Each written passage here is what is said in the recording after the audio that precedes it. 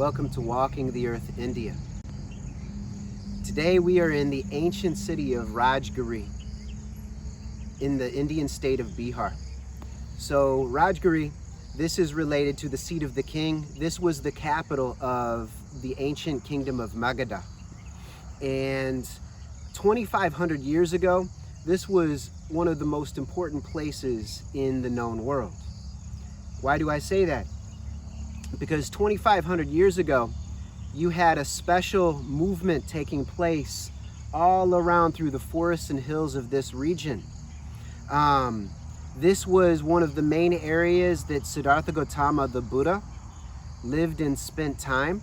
For instance, in this area, he spent several rain retreats. Like every monsoon season, wandering ascetics would typically spend time during a monsoon doing intensive meditation because it's wet. There are all kinds of creatures to be stepping on, and if somebody's trying to minimize their footprint and behave ethically and avoid harming other creatures, then it's nice to kind of be in a settled place during monsoon season. Also to not damage crops. So it's a 3-month time period. So the Buddha, he spent time here. Also very near here is where Mahavira, the one of the main, like some people consider him a founder of the Jain religion, but others would say, but he's actually kind of late in the development. So he's one of the more important figures within the Jain religion. It has a lot in common with Buddhism, but also some very important contrasts. He is said by one of their sects, the Digambara, to have been born very near here, like kind of at Nalanda area. And he spent a lot of time in this region as well. I believe 14 of his own rain retreats were in this region as well. So at this ruin that we see here, this is called Bimbasara's jail. Now, 2,500 years ago, when the Buddha has attained enlightenment, or Siddhartha Gautama has attained enlightenment, and he's spending a lot of time in this region, he meets a king, King Bimbisara. Bimbisara is the ruler of Maghada kingdom. And he's a powerful man in his time. And Bimbisara and the Buddha, they spend time together, and Bimbisara realizes the truth of the Buddha's teachings. And as far as I'm aware, he was technically the first king to institute Buddhism as a state religion. So Buddhism was a state religion in this region. Now Bimbisara, he ruled for quite like a few decades, I believe, and he had a son named Ajatashatru. Forgive me if I'm mispronouncing his name. Now Ajatashatru, he was very impatient to be the next ruler. And so there's this incident that I read about where Ajatashatru goes to Bimbisara at night, and he's holding he's holding a knife in his hand, and Bimbisara asks him why he's holding a knife, and he says, "I'm going to kill you." And he asks, "Why are you going to kill me?" And his son tells him that he's ready to rule, that his dad has been ruling too long. And then Bimbisara sits silently for a moment. He's a very contemplative man. He follows the Buddha's teachings. He contemplates. He practices ethics and mindfulness. And after a long silence, he talks to his son and he tells him, "You have no need to kill me because I will retire and meditate." Now, this is an ancient tradition throughout India, throughout South Asia, where when a father reaches the age of being a grandfather, so they may retire first to a hut with their wife, is my understanding, and practice meditation or practice the ancient Vedic rituals. And then at some point, they might go off by themselves and wander in the forest and live out in the forest until they pass away, seeking enlightenment, meditating, contemplating. If they're within the Vedic tradition, they might continue practicing the fire rituals and chanting the mantras. But if they have broken free of the Vedic traditions, like the Buddhists, like the Jains, like the Ajivkas, then they are going to practice more of the meditation, focusing on breath, body sensation, And then in some later traditions, more visualization. But during this time, Bimbasara, he would have been practicing Vipassana and so Anapana, so focusing on the observation of the breath. Vipassana, observation of the mind and the mental constituents, the thoughts and the emotions arising and falling, of body sensations arising and falling, and the body itself. So Bimbasara is going to retire. Well, Ajatashatru is happy with this, but not long after, he decides that, hey, there's a chance his dad might want to be king again, or that others might not see him as as quite ready to be the ruler because he's a young man. And so he decides to imprison his father. So Bimbasara is imprisoned here at this location according to the ancient stories. Now there were more ruins here, but this is what's been reconstructed, I believe, within the past 100-something years. Now, if we would come out a little bit further, in the background you can see a hill. Now from here it's not a great vantage point, and it's a bit foggy this morning, so you can't see it. But up on one of these hills here behind us, or in front of us, I should say, is where the Buddha spent a lot of time meditating on Vulture Peak, and it's very closely associated with the Zen tradition. Because this is where the Buddha held up a flower and only one of his disciples got the mind-to-mind transmission and understood the secret of what he was saying. And so we'll discuss that a little bit more when we get up to the mountain. But just to note quickly about Bimbasara is that this story is a very interesting compare and contrast with the story of Shahjahan and his son Aurangzeb. Now, briefly, when Bimbisara, he's imprisoned by his son, the same way that Shahjahan is imprisoned by his son Aurangzeb. Aurangzeb is impatient to rule, and he imprisons his father, who has been ruling for a long time and has been bankrupting the Mughal Empire. Now, these stories take place quite a long time from one another. About 2,000 years is separating them, maybe a little bit less, a little bit more. So he is Shahjahan, he's living in the the late 1500s, early 1600s, I should say.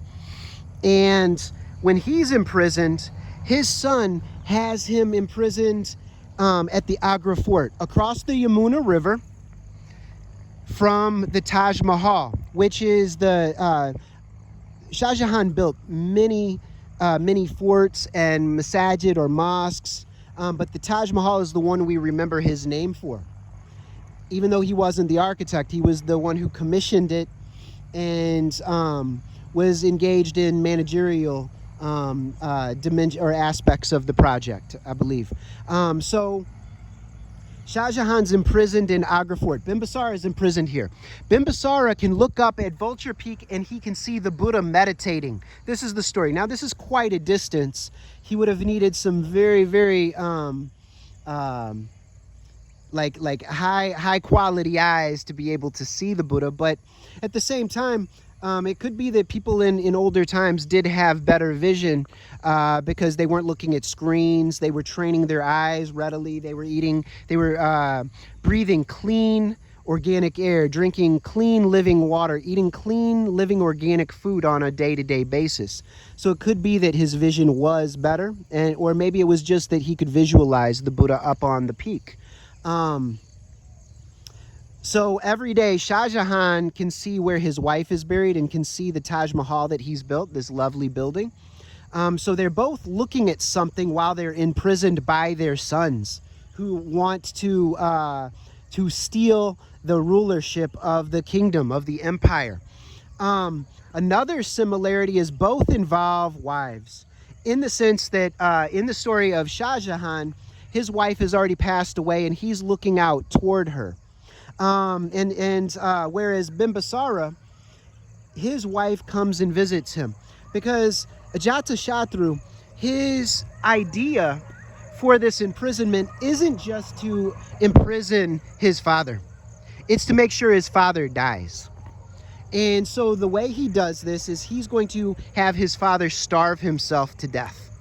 Now, in ancient times, there were, especially in this region, there was a tradition of starving oneself to death for enlightenment. This, I think it still exists within the Jain tradition, the Jainas,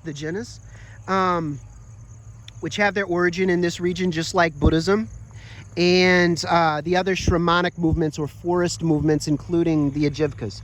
Now, with this starving to death tradition, it's typically a choice, and somebody will over time eat less and less food, take less and less water in until their bodies succumb to the disintegration and they pass away.